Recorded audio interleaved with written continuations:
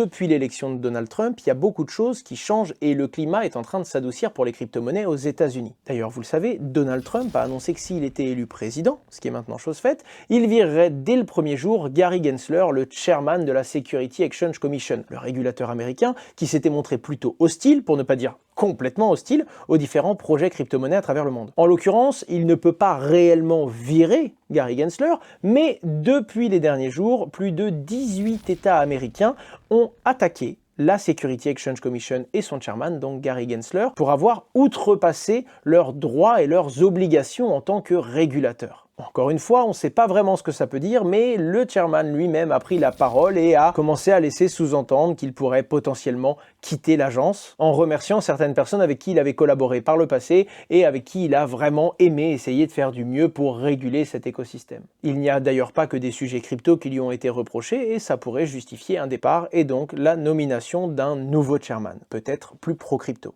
Bien que rien ne soit encore fait, ça donne énormément d'énergie à l'écosystème et on voit beaucoup de crypto-monnaies qui étaient actuellement en conflit avec la Security Exchange Commission, des conflits plus ou moins avancés d'ailleurs, reprendre des couleurs, comme par exemple le Ripple qui a surperformé et qui a explosé dans les 48 dernières heures. Et je me dois évidemment de nommer le projet de loi de Cynthia Lummis, qui est une sénatrice américaine et qui propose carrément de construire une réserve américaine de Bitcoin. Ce qui est complètement dingue, car autant vous dire que si les États-Unis commencent à échanger par exemple des réserves d'or pour des réserves de Bitcoin, ça va donner des idées à énormément de pays dans le monde, et quoi qu'il arrive, le Bitcoin est limité. Il y en a 21 millions, pas un de plus, c'est un sujet que j'ai déjà traité en long, en large et en travers sur la chaîne, et quand tout le monde commence à se l'arracher, on peut voir son prix monter en flèche. Bien qu'encore une fois, rien n'ait été joué pour ce projet de loi, ça crée un climat plutôt positif et ça accélère encore plus l'investissement de certaines institutions dans l'écosystème crypto.